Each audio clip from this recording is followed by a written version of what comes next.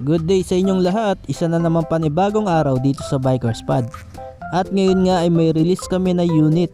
Ito ang una naming release ng QJ Motor SRV 400 VS. So kumpara nga sa dating SRV 400S, ibang iba na talaga ang itsura nitong bago. Mas inimprove pa ang looks at belt drive na rin ang final drive nito. Napakaganda nga nito guys, kaya abangan nyo yung review ko dito sa SRV 400 VS. At syempre nga itong unit na to ay para lang sa customer namin na si Sir Ray na mula pa sa Santo Tomas, Batangas.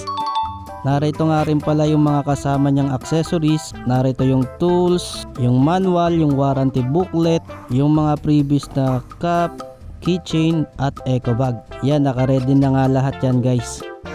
Keychain, akala ko ilo. Tanong ako isang susi mo sir, kapit na natin. Sige.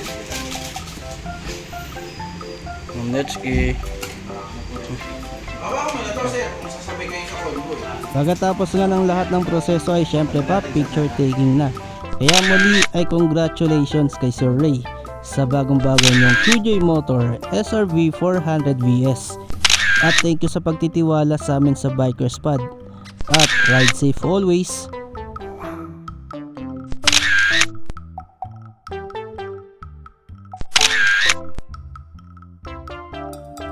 Pagkatapos nga ng lahat ng proseso at picture taking ay inilabas na nga yung unit para ikarga sa L300.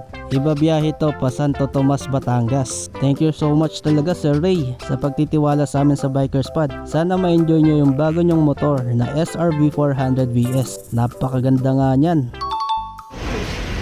Ayan, SRV 400 version 2. Benta ni Ma'am Netski. Ayan o.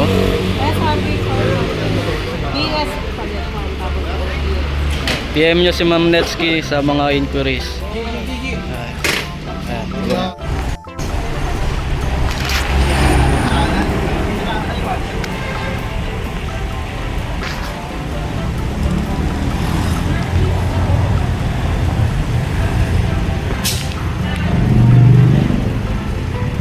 Nakamuli na parang di ba tayo naman.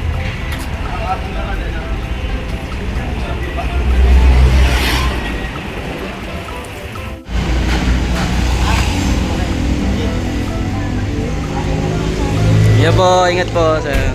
Kaya sa mga inquiries, PM nyo na si Ma'am Netski Tamaydok. At paki-like and follow nyo na rin itong page para sa mga updates. Ayun lang guys, maraming salamat sa inyong panonood at kita-kits ulit tayo sa mga susunod ko pa na videos.